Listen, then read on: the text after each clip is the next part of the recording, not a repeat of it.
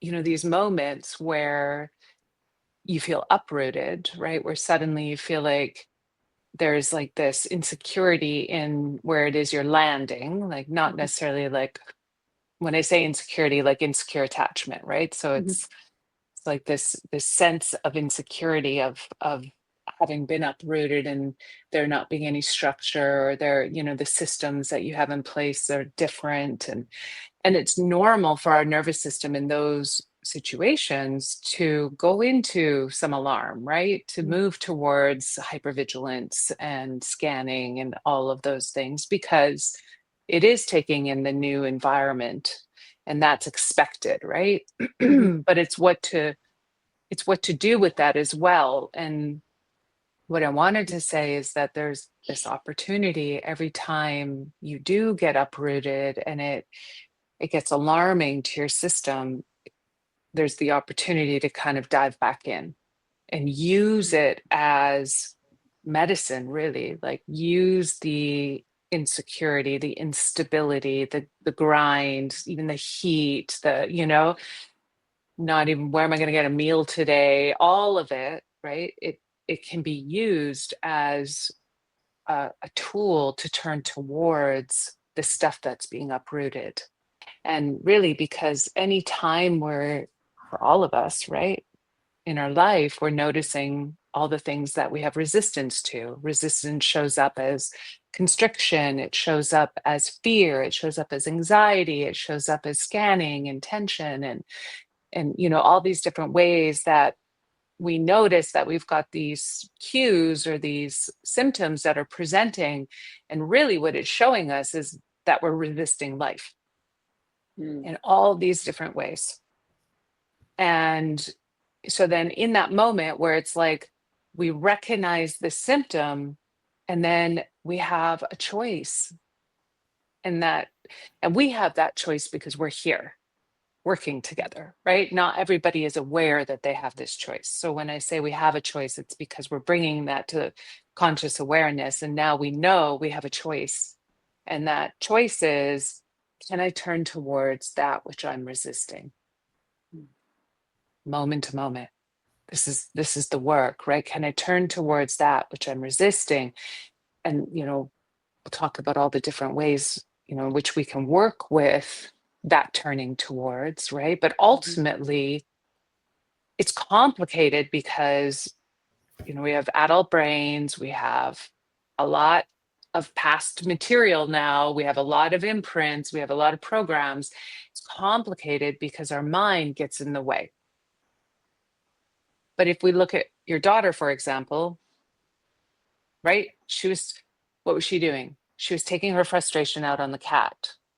She doesn't even need to have words yet. It's like an embodied experience where she's experiencing frustration, which we can call resistance, tension, constriction, right? Like, there's something about our environment, right, that is not allowing us to rest into our life. And this is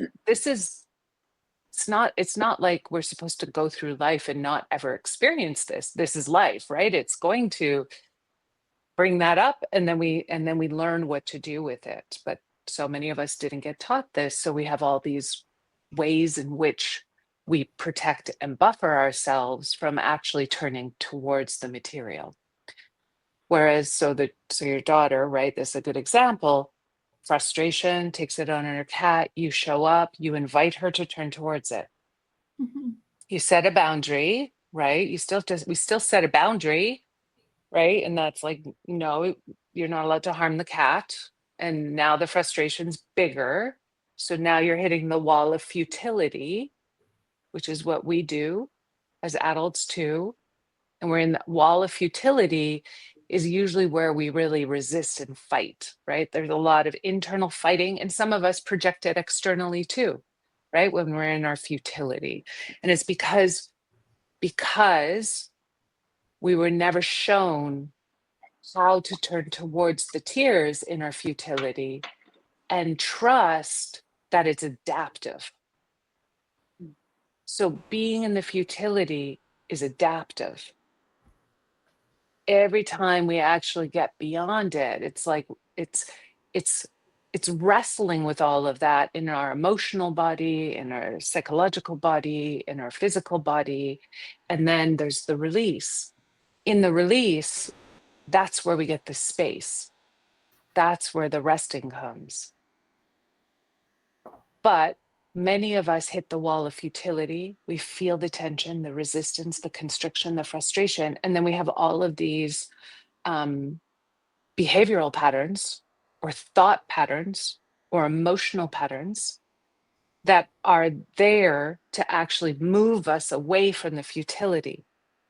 So in Neufeld's wheel of frustration, I think I've sent some of you this, and I might even be posted somewhere, but the wheel of frustration, it's a traffic circle, right? And the first traffic circle exit is that you had power to change something. You had power to change the situation. That's our first exit point before we would hit futility, right? Futility is when we have no power to change the situation. We've bumped up against that. That's where it's really rough. And then if we don't turn towards the futility and find our tears, then we go to the next exit, which is the pathway of aggression, basically, right? This is where we're exiting through aggression, all the different ways. That aggression can be is that the word? Perpetrated? Yeah. Externally or internally, right? We can project that projection on others or things, right? Where it's like, it's an obvious external projection and we're moving our frustration in those ways, on the extreme level. This would be abusive behaviors, right? On the extreme level, this would be causing harm, whether that harm is coming from extreme, this is where murder would come from, right? So you can see how far we can go.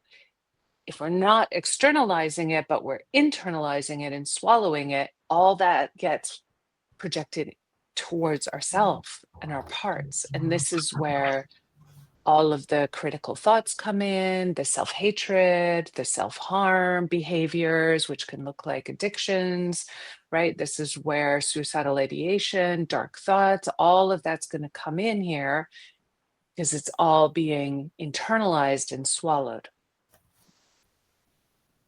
And if we don't exit there, then we go around again. We keep going around and around and around, and that's a holding pattern. So I went on a tangent to talk about using all of this as an opportunity to turn towards and learning how to navigate that. So no matter where you are, where any of us are, we've got these tools that we can use, that we understand are at like that. All of this frustration or this instability is actually an opportunity for us to turn towards and clear more out, clear more out, clear more out. And then the piece about home, this idea of coming home, and both externally and internally, right? There's this resting into our home, and what does that mean? And so just an invitation for you to hold that question throughout our time together, and kind of feeling the question as you're going through your life right now. What is it that I'm looking to feel? And if you can get a sense of that, that's where the material of the program will come in handy, because what we're wanting to do here is set the direction. What we really want to be doing is recognize, yes, there's all this internal debris as a result of all of our past experiences, right? Our injuries, our wounds, our traumas, and the things that have been fantastic too. Yes, we're carrying all of that in our inner environment. And I don't think there's a human being alive that isn't coming in with some of that material, right? And we know that that material clouds and distorts our path, right? It clouds our heart, blocks our heart. It kind of suppresses certain things. It clouds our access to joy and happiness, and, just a state of being that's restful and peaceful and open and compassionate. It clouds all of that. And so what we're doing is we're trying to clear that material from our system so that we have like a clear road, right? A clear path. And it gets tiring when you're always in the project with yourself, right? It's like you're in your own projects all the time. And that feels intimidating, that feels daunting, that feels like, maybe you're taking away from actually enjoying the life that's right in front of you because you're so caught up in your own project. I really know that world very well. And so when I hear that, I'm reminded that yes, we can kind of get into a sinkhole with this when we're like more, clearing more, the whole onion layering metaphor, which hated because I didn't want it to be an onion. Right? It was just like, I want one and done. Can't we just like cut it and be done and split it to the core? Um, and the reality is it is, it's a spiral, it's a labyrinth, it's a peeling of the onion, and that's the life journey. And it is a process. And so there is the surrendering to the process, but then we can get entrenched in the project of it. And when we're entrenched in it and all we're in is like the debris that we're trying to clear, we're just seeing it all. We're seeing it as like more material, more material, more material. And does it ever end? And then the mind can get really hooked on all the material, right? Like the material itself that we're trying to move so we can have that clear road through our tears, through our laughter, through our anger, right? Like the material that we're trying to digest and metabolize, we can get really entrenched in the content of the material. And then the mind makes up stories about the content of the material. So now we've got layers upon layers, and we're like, wait a minute. I'm so entrenched in my own content of all this material that I'm losing ground. I'm losing, where am I putting my time, energy, and attention? Where am I supposed to direct it?